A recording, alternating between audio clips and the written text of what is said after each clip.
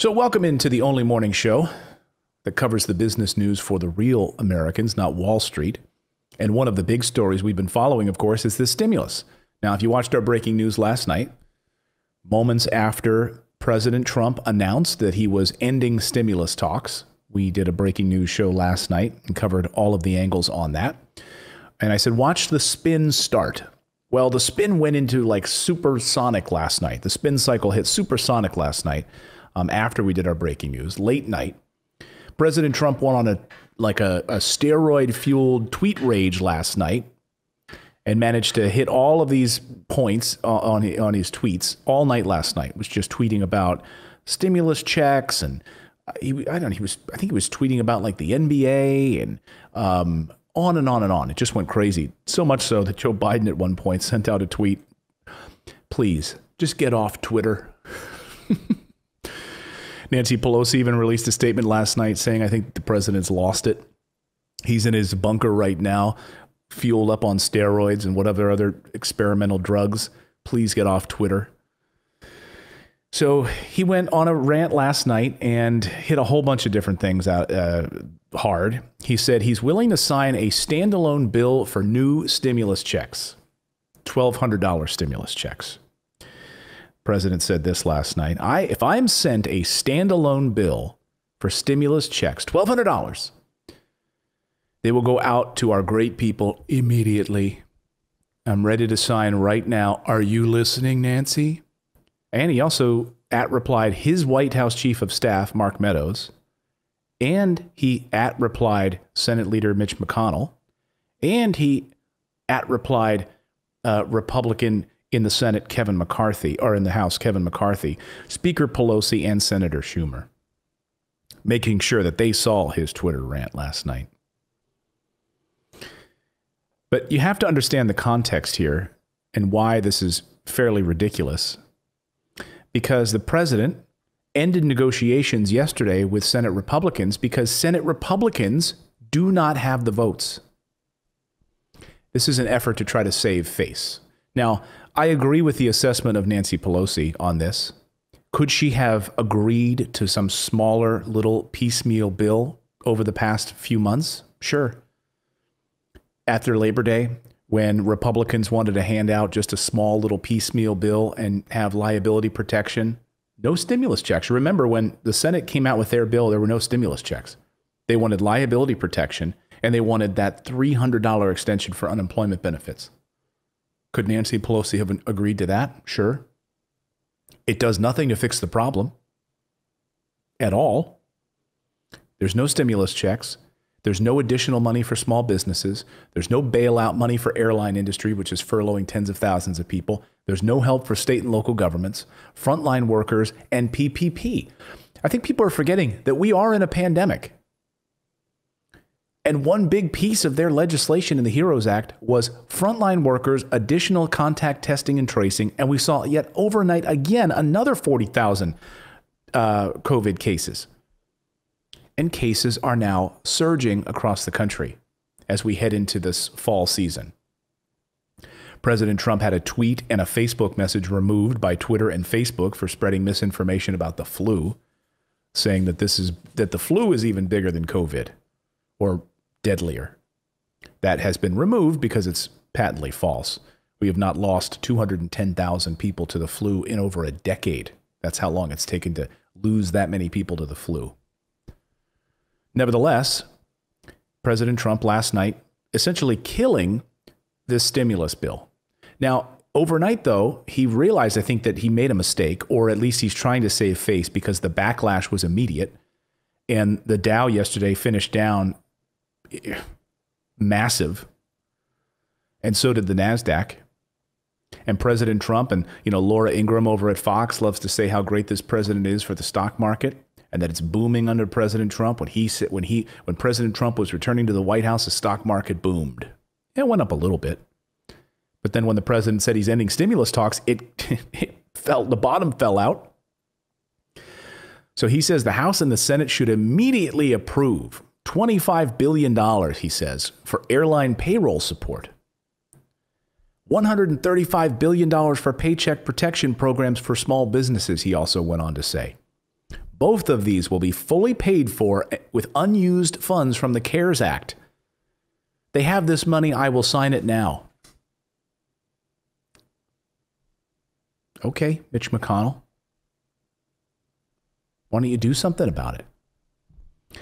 But see, the real truth here is everyone's saying, when are you going to point the finger at Nancy Pelosi? Well, I just did. She had the opportunity to pass some of these smaller little piddly bills over the past few months, sure. She came out with the $3.5 trillion HEROES Act. Yes, it was filled with bloated pork liberal policies and packages. As a starting point, you know what? That's what negotiation's about. Maybe we don't need bailout money for cannabis. Okay. Negotiate. Get that whittled out of there. So she does. They drop $1 trillion off their price tag. Then they drop another $200 billion off their price, down to $2.4 trillion, then down to $2.2 trillion. It is grotesque. It is. It's sad that Nancy Pelosi decided she'd rather not have anything rather than to try to give President Trump any kind of a victory in this whatsoever. So Nancy Pelosi made a calculus. She made a political calculus that says, I'm not going to give President Trump any victory here at all. If he wants to pass little piddly things, we're not doing it. Go big or go home. That's her political calculus. And guess what? Politically, she was right. Because the president just gave it to them on a silver platter. Negotiations were at loggerheads for both parties, and both parties were getting hit from their constituents. Republicans and Democrats were both getting hit from both sides. Democrats were calling up Nancy, please, I have to go back to my home district and I have to tell them we've got to put something on the table. That's why we saw this revised bill come through last week. Make no mistake about it, Republicans and Democrats were both in a pickle over this. And President Trump just screwed over Republicans big time. And he may have just cost them the Senate during the election. And I love this tweet. This was a random tweet from a random Twitter person. This may have been my favorite. Sometimes all it takes is Twitter to find the exact right way to phrase something. Here was this guy on Twitter. He says, "Trust, I'm an artist. Thank you for your support." That's his Twitter handle. He said, wait, so Trump not only rejects stimulus funds that would probably have helped his reelection chances, but also does so in a way to make sure that he personally will take the blame for it. Brilliant. That sums it up perfectly, doesn't it? So Trump not only rejects stimulus funds that would probably have helped his reelection chances, but also does so in a way to make sure that he personally will take the blame for it. All of the headlines were, I'm done. Trump ends the call. And he did. He was on the phone with Republicans and he called it off. He wasn't on the phone with Nancy Pelosi. He was on the phone with Mitch McConnell and Senate leaders from the Republican side. And he called it off last night.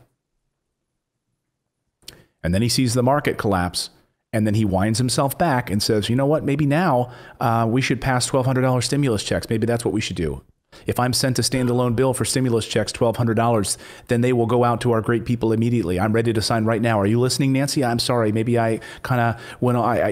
Maybe I was wrong. Maybe I was wrong. Maybe I needed to rethink this before I decided to call everything off. Oh, wait a minute. People really want stimulus? Are you telling? Oh, I'm sorry. I'm on steroids. I'm sorry. I'm on weird drug cocktail right now. I don't know. Get off Twitter. Apparently the White House is in chaos right now. Not only right now, they're walking through spraying everything down. This is the White House. Guys in hazmat suits are disinfecting everything.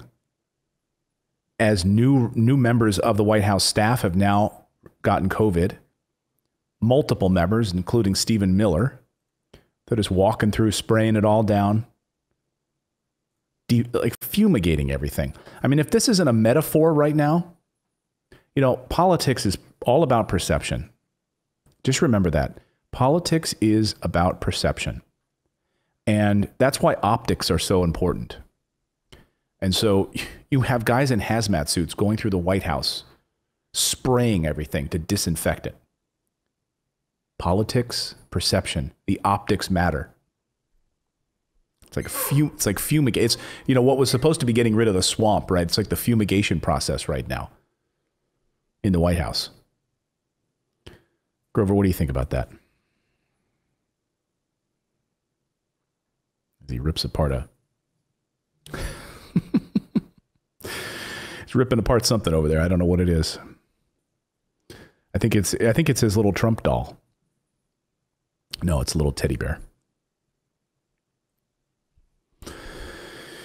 What happened to bigger is better, by the way? I've got a lot more to say about this stimulus stuff because it's so easy to fall for the spin if you watch mainstream media. It's so easy to watch MSNBC and not have any of them call out Nancy Pelosi. Nancy Pelosi, who had an opportunity over the past few months to, yes, give the president or the American people a little bit of a victory with some of these smaller pieces, right? The $1,200 stimulus checks or $300 instead of $600 for unemployment benefits. Little small half measures from Republicans. But after all, they control the Senate. You're not going to get anything. And now it looks like the American people will probably not get anything. So Nancy Pelosi, in her effort to not want to give Donald Trump political points, helps screw over the American people. Of your quiver, you're not ruling anything out. Good morning. Sunday morning. Out to lunch. But in her defense, Democrats have now passed 2 bills in the House. One for $3.5 trillion, then a renegotiated lowered amount for $2.2 trillion. And the Senate Republicans sat on it. So what's the real story here? What's the real story? Well, it was a wrestling match, like Grover trying to destroy this bear. It was a grudge match. And in the end, you needed a referee, right? So who was the referee in all of this? It was Jerome Powell. And yesterday, of all freaking days, Jerome Powell comes out with a message. When asked about new round of stimulus, this was his starkest reminder yet that we needed a stimulus plan for the economy, or we are on the verge of disaster. Listen to Jerome Powell's comments yesterday. I'm going to dissect it because it's very important to hear what he says and how the president and Republicans in the Senate just ignored it. Listen. The expansion is still far from complete. At this early stage, I would argue that the risks of policy intervention are still asymmetric. Too little support would lead to a weak recovery, creating unnecessary hardship for households and businesses. Over time, household insolvencies and business bankruptcies would rise, harming the productive capacity of the economy and holding back wage growth. By contrast, the risks of overdoing it seem, for now, to be smaller. Even if policy actions ultimately prove to be greater than needed, they will not go to waste. The recovery will be stronger and move faster if monetary policy and fiscal policy continue to work side by side to provide support to the economy until it is clearly out of the woods. Okay, a couple things there. Doing nothing would be a mistake. Doing something large would be smart. And even if we go over the amount that we think we need, it's not going to get wasted. It will be used. So what he's telling Republicans, that was a message directly to Senate Leader Mitch McConnell and Ted Cruz and all of the other clowns in the Senate that didn't want to spend anything to help people. Didn't want to do anything for direct stimulus. Don't want to help the lower income Americans at all. Don't give a rat's ass about eviction moratoriums winding down, people losing their homes, and homelessness skyrocketing because their Wall Street buddies are doing just fine. What Jerome Powell was saying there was that there's no risk in going big. To go big is fine because that money will be used. And by the way, our borrowing capacity is the best it's ever been right now. Yes, we're sitting on large debt, but we shouldn't be concerned about it in the middle of a pandemic. His words. Fed chief Jerome Powell's words, appointed by Donald Trump, Republican. No one's listening. No one's listening. But his warning about inaction should also be heeded. No one's listening. No one's paying attention. Where was President Trump, though, just a few short months ago on this issue? Bigger and better. We're going to have a stimulus bill that's going to be bigger than anything that Democrats have seen. You know, by the way, a few months ago, everyone thought that was big. That was great. You haven't seen nothing yet. Wait till you see my big stimulus. It's going to be bigger and better than anything the Democrats want, okay? Mark my words, Nancy. Do you remember that? He held a press conference to talk about it. Job recovery. He had that little dog and pony show out in the Rose Garden in the blazing sun in July to say how well these jobs numbers were. And when asked about the stimulus, well, he wasn't even asked about it. He grabbed the microphone at the end and wanted to talk about how his stimulus was going to be bigger and better. Watch. I just want to add, we'll be going for a payroll tax cut. We think that'll be incredible in terms of what we're doing because, again, we're going to be bigger, stronger, better than we ever were. That's going to be a tremendous incentive for businesses and also a great incentive, and maybe, to me, most importantly, for the workers. So we're going to be asking for a payroll tax cut. We'll be asking for additional stimulus money because once we get this going, it'll be far bigger and far better than we've ever seen in this country. That includes as of 3 or 4 months ago when everyone thought it was great, and it was great. Bigger and better. And then in an interview that same week was asked about it. And he said, yeah, you know, Democrats want one thing. I want mine to even be bigger and better than what the Democrats want. Where did that go? Went out the window. Went totally out the window. So here we are. And I want you to understand this now. This is what happened. Okay. So you're going to hear a lot of spin today. If you watch any mainstream media, you're going to hear a lot of spin. You're going to hear, if you watch Fox or conservative media, read anything, you're going to see how Nancy Pelosi's to blame. She stonewalled this. If you listen to liberal media, flip on MSNBC, you're going to see how Nancy Pelosi was the savior and she tried. She gave it her all, but President Trump wanted to end it. And they're not going to cover the real story. The real story is Republicans in the Senate. The real story, according to Jake Sherman and others, and according to my own reporting, is exactly what Jake Sherman was. Jake Sherman was, by the way, the one that broke the story last night. And, oh, and I should mention, yeah, Jordan Fabian points out that these provisions that President Trump's including and talking about right now are all in the current stimulus. Everything that he wanted. The $25 billion for the airline payroll support, $35 billion for paycheck protection, small business, all of it's in there. Like, this is all in there. They've gotten to a point of agreement, at least in part from the White House. So I actually want to praise Treasury Secretary Mnuchin on this. And I wanted to praise Nancy Pelosi on this. They got very close, working day after day on the phone to get this thing ironed out. So Treasury Secretary Mnuchin, in good faith, was working with Nancy Pelosi in good faith. They were still far apart on a dollar amount, but it was Senate Republicans that screwed this up. It was Mitch McConnell and his merry band of Senate caucus members who are tone deaf and didn't want anything. Here's Jake Sherman's reporting on it. He said, okay, this is the last time we'll do this. He's in all caps, getting tired of explaining what actually happened. Because people are like, what about Pelosi? What about Trump? The truth is, the substance of why the COVID relief talks fell apart, the two sides were roughly $1 trillion apart. The GOP on Capitol Hill didn't want a $2 trillion bill. They wanted an $800 billion bill to a $1.5 trillion bill. Then he goes on at the bottom there. Dynamics never changed. No matter how many times Stephen Mnuchin huddled with Pelosi, Senate Majority Leader Mitch McConnell was never going to ignore the majority of his conference, which did not want a big bill. Number 3, no one can really speak for Trump other than Trump. That's it. To put a fine point on it. There's your stimulus bill, folks. That's it. President Trump was saddled with a Mitch McConnell that did not want anything over $1 trillion, let alone anything over $500 billion. In fact, he had members that said, you know, you can try to get to $1 trillion. We're not going there. Ted Cruz and others had told them, we are not going to vote for it, no matter how high you go. So now you want to try to pass a $1,200 stimulus check package based on the CARES Act money that's still sitting there? Okay, good luck with that. See if they want to do that. See if they want to reposition that money. Will Nancy Pelosi go for it? I don't know. But that's where we are. And now we've got a Supreme Court battle that's heating up. And that's the focus right now for Mitch McConnell. All eyes on the Supreme Court. Mitch McConnell only cares about judges. That is his legacy. He wants to be able to stack the court. That's his main focus, is stacking the court. So we'll see. We'll see. Now, there's your update. Smash that like button. Don't forget to subscribe. How many are you subscribed right now? We have, see, new members here. Let me see.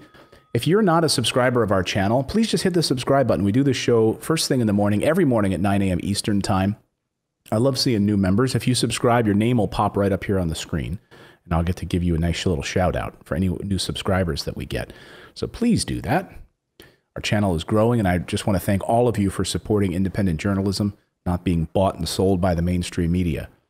You know, just remember, every time you're watching like CNN or MSNBC or any of those stations, you're being brainwashed with a set of talking points that comes right from billionaire owners of those companies.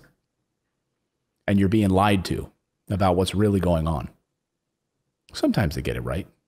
Most of the time they don't. You'll hear a rare voice on one of those shows sometimes that actually tells the truth. Most of the time they're totally in the tank. So please, please, please, please support independent journalism.